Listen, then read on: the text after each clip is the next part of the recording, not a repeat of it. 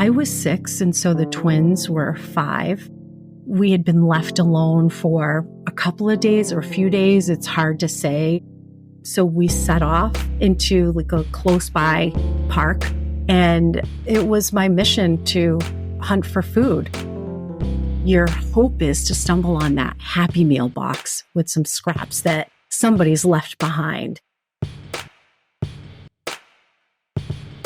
Welcome back to the Big Time Adulting Podcast. I'm your host, Caitlin Murray. Oh my God, I love doing silly things like that. So here we are today with a family friend of mine, Wrenn Corbin, a actually very, very close friend of my mother's. What's like the age difference between you and my mom? Like 25 years or something like that? I'm going to be, dare I say, 50 this next month. So 20 years.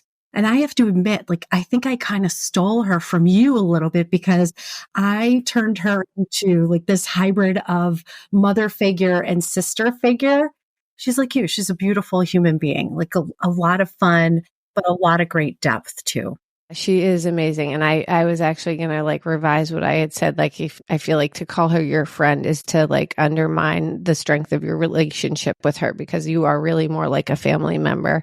And you have come such an incredibly long way, and you have written a book about your life. Your memoir, Raising Wrenns, was just published. It's a story that sort of weaves together the mythology of wrens and your personal journey of survival, resilience, transformation, growing up in Worcester, Massachusetts. People don't know how to pronounce that name of a town. If you're not from Massachusetts, many people call it Worcester or Worcester or something.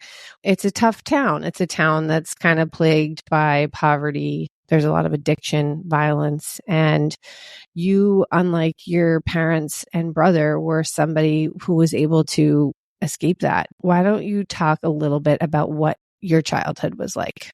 Yeah, I would argue there's actually a lot of similarities between the family wren from Worcester anyway, and the bird, in that the wren is not your cutesy little sweet chickadee-like bird. It's an odd bird. They can be really aggressive, but they're also really tough and crafty, and they're survivors, and they can live anywhere. They can live beside a car motor. They can nestle in an old stinky sneaker. That really describes the wren family too, to a T. We lived in squalor. So you'd have a pile of crusty laundry piled up to the height of the crusty counter in the kitchen.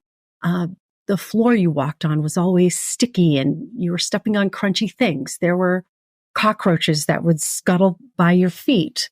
Our parents didn't really fuss, I guess, with those details. Details, yeah. That's a nice way to put it. Go a little deeper on that. What do you mean? But like, how did you perceive your family? My dad just barely completed the 6th grade and went no further than that. And he was a scrappy little guy, definitely like a kind of Napoleon complex, if you will.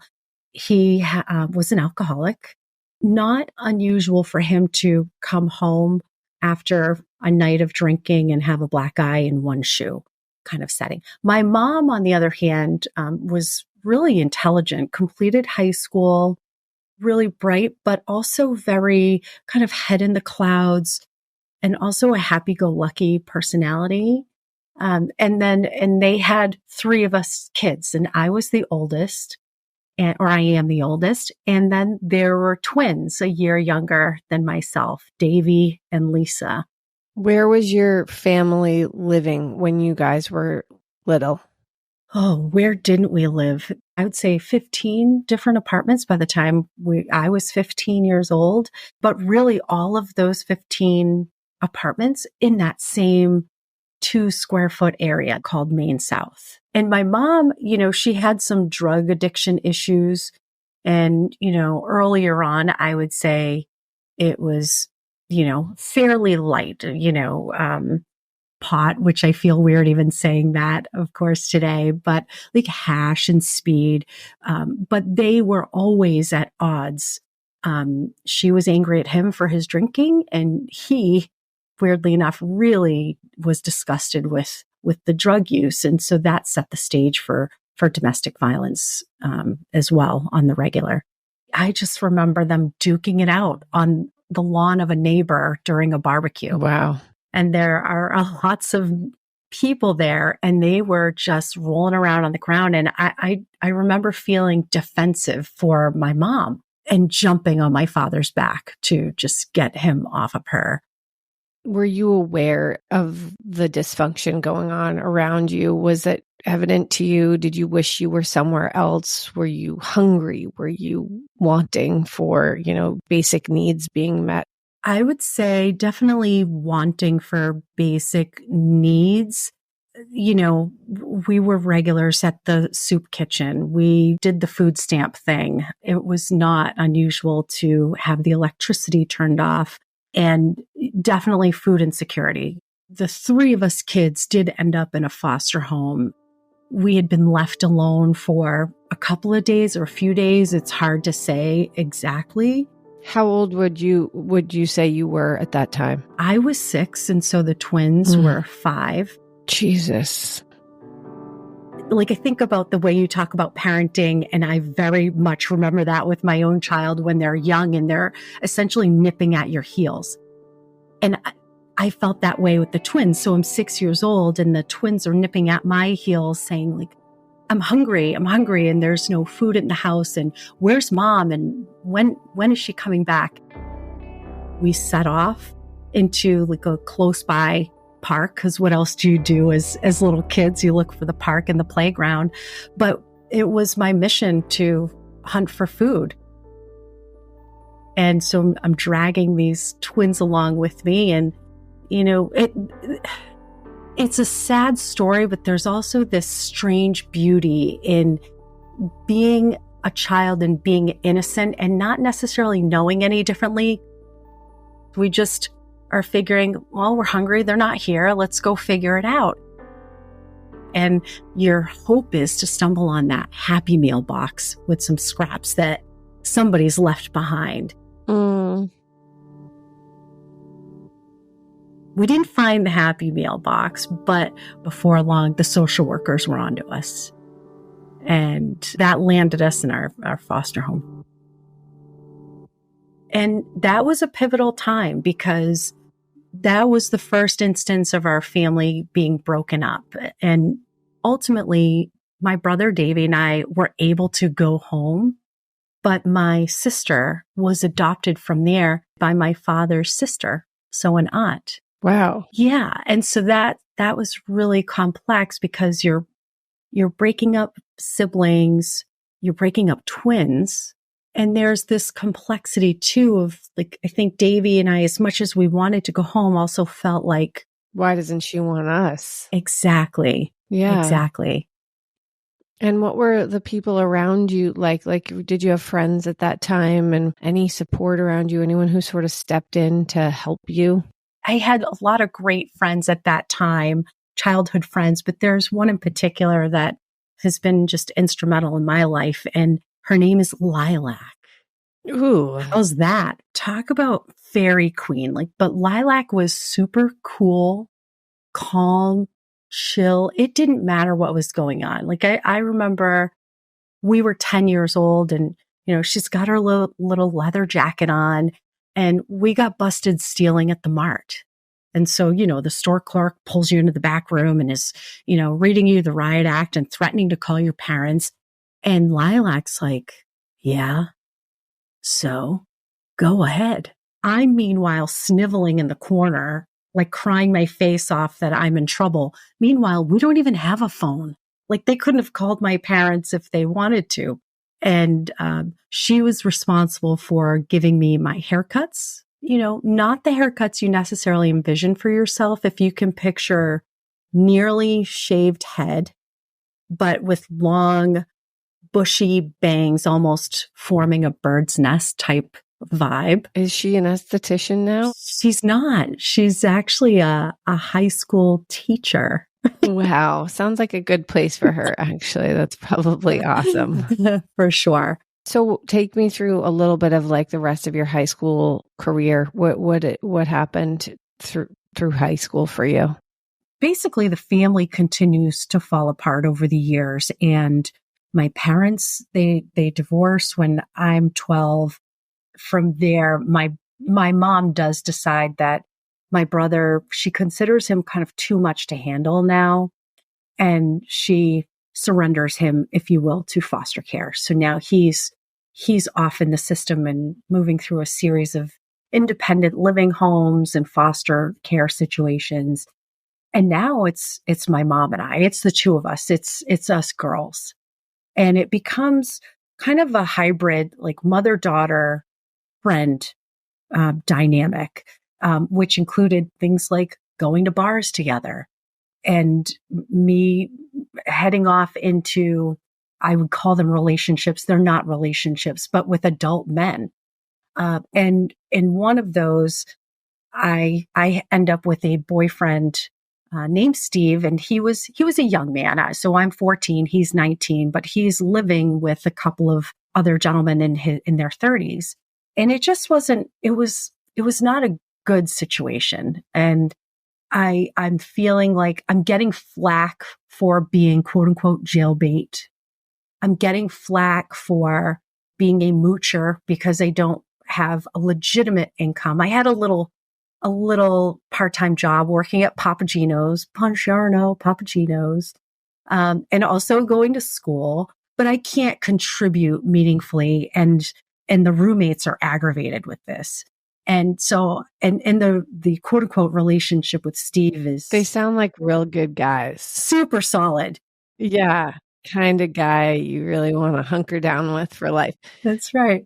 So I needed to get out of that situation. And now for the first time, I'm on my own. I'm responsible for myself. And I've just decided on my way to school one day as a freshman that I've got to change my life. So I show up to school, and before heading to class, I decide to stop by the main office. And in our main office, we had two office ladies, and I'm knocking on the glass to try and get their attention.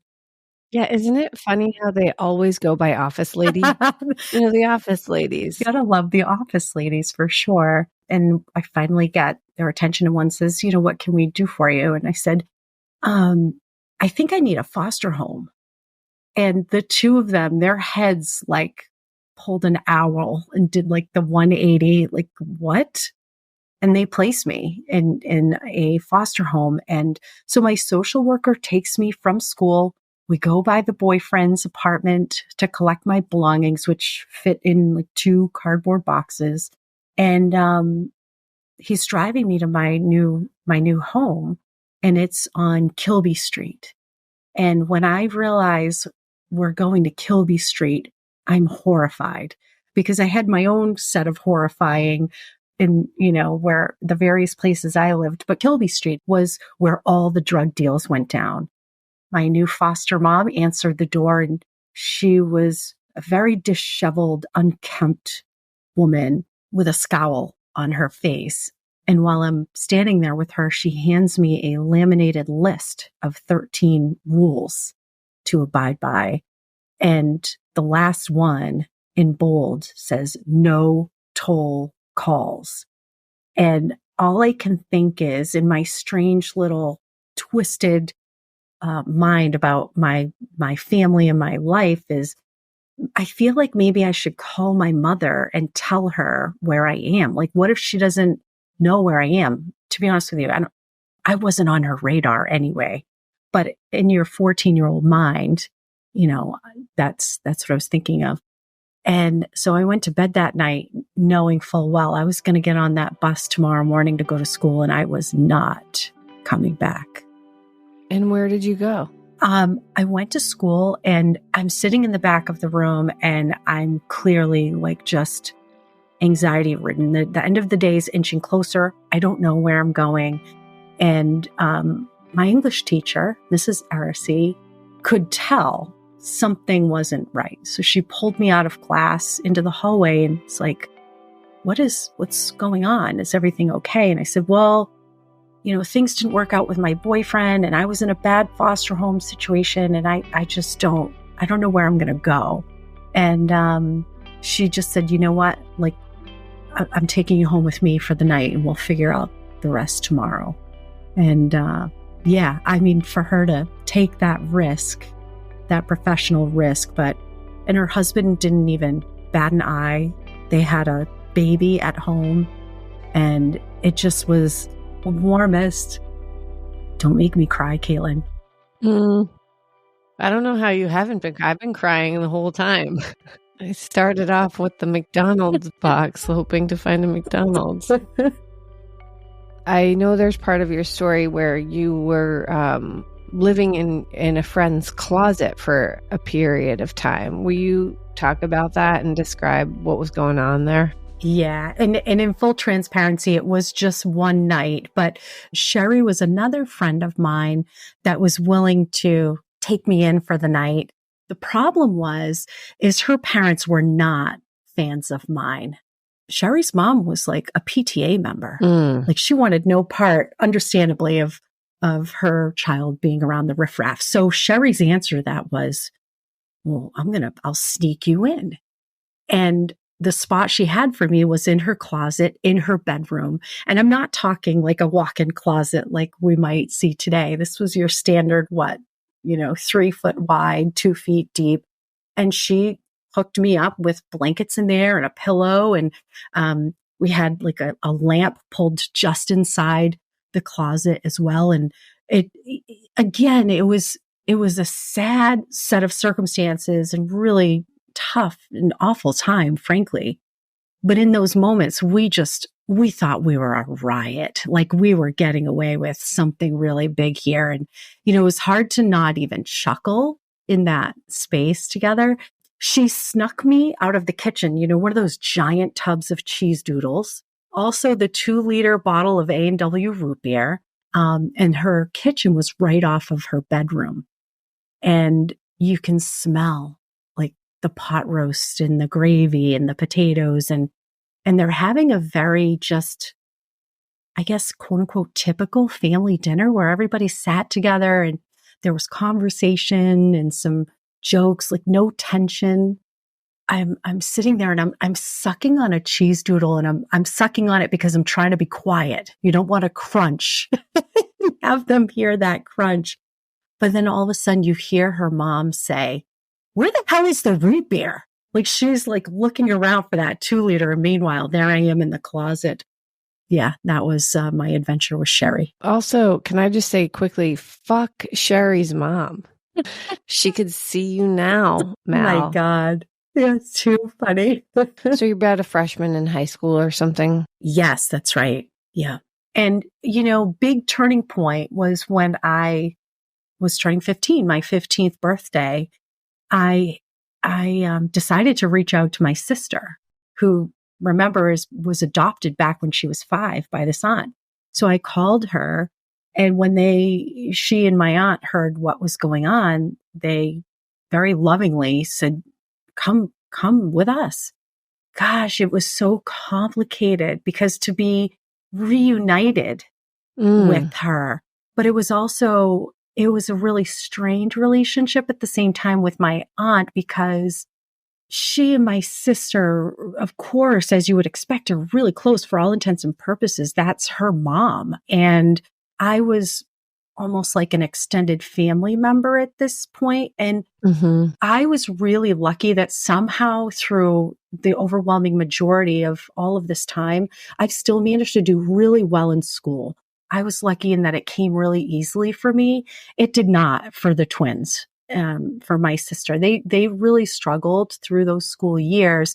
And I think my aunt she resented me for that, for having that success that wasn't attainable for my sister. And so there was always this odd dynamic. And I eventually ended up with another aunt. They lived in, what is it in Gilmore Girls? Stars Hollow? Oh. Like a very Stars Hollow-esque town, quaint, charming. Their life was like the Cosby Show or like the Brady Bunch or Family Ties. Like they legit lived like that. And they helped me with my dream of being able to go on to college. Like they encouraged me, like, no, you should go for it. Absolutely. Like not only go for it, apply to Dartmouth College. And you went to Dartmouth College. I went to Dartmouth College. Yeah. Honestly, so remarkable. I also kind of wonder, like, where are your sister and brother now? My sister now lives in Florida. To be transparent, like we live very different lives. So there's not that close connection there, but I think there's definitely an undeniable and very special bond and connection for sure. And my brother, unfortunately, has passed away. He committed suicide in 2018 when he was 43. And, you know, in my memoir, that really kind of sets off my revisiting all things Worcester. I mean, so much of my life was focused on Worcester rearview mirror. I am getting out of this shithole. I'm going to make something of my life. I had gotten married to a very nice man. I had this beautiful baby boy who's perfect in every way. I had this adorable little buttercup yellow cottage in a seaside town. It all looked beautiful, but I was unsettled. And there was something, I think, in having a child that just changed me fundamentally. I think when you grow up the way I did, you have like very little, if any, self-worth. And so you're willing to defer to others all of the time, and you're always apologizing for yourself. And there was something in having that baby. I remember walking into a little coffee shop, and somebody was coming out of the coffee shop, and I'm carrying baby Jack in the infant carrier, and I'm heading in. The guy opens the door to come out, and I like back up and I said, "Oh, I'm sorry." And I thought to myself, what the fuck am I apologizing for? And not only am I apologizing for, like, what did I do, but what did this baby do? He didn't do anything. And so there was something in that just really made me stronger and empowered me and made me just grow up a bit and realize what I needed. And so I did divorce at age 34 when Jack was 4, but I eventually found my match in my husband, Greg, who is an absolute beautiful human being. And yeah, I've definitely met my match. And while my life has been this beautiful disaster, if you will, and my parents were a beautiful disaster, I feel lucky to have inherited some of their qualities. You know, my dad was scrappy and a fighter and had a lot of spirit. And I'd like to think I have some of that. And my mom, she was happy-go-lucky, could just be happy anywhere.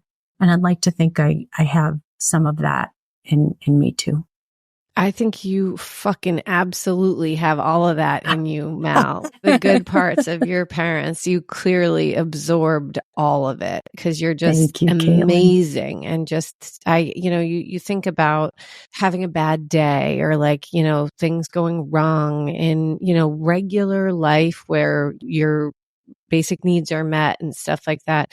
And just for you to kind of really, you're like the phoenix rising from the ashes. You're born a wren, rising a phoenix. It's really amazing how you've come full circle in your life and faced everything. And I totally know what you mean about being really proud of where you came from and of dysfunction that you've endured and come out of. Whereas as a kid, as a adolescent, as a young adult is very embarrassing, or you feel shame around that. And maybe not all of us, but often we get to a point in our lives where it's okay that shit happened and that you know who you are and why you are the way that you are through all of it and the blessings that are woven within that, right?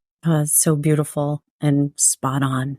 What would you say to your self as a kid during, like, if you could go back to your most vulnerable time, whenever that was, if it was when you were kind of not knowing where you were going to say, if it was that day where your English teacher took you in, where you were just, so highly anxious and unsure of where you were going to end up, what would you say to yourself that day if you could give yourself one message?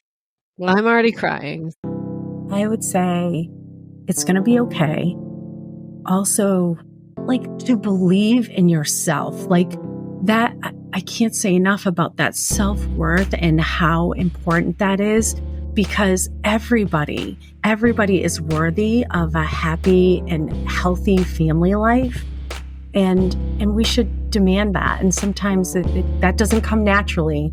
And you might have to find it in other ways. And I feel really fortunate to have been able to do that. But I wish I could tell myself all those years earlier, because it took me a long, long time, I think, to figure that out.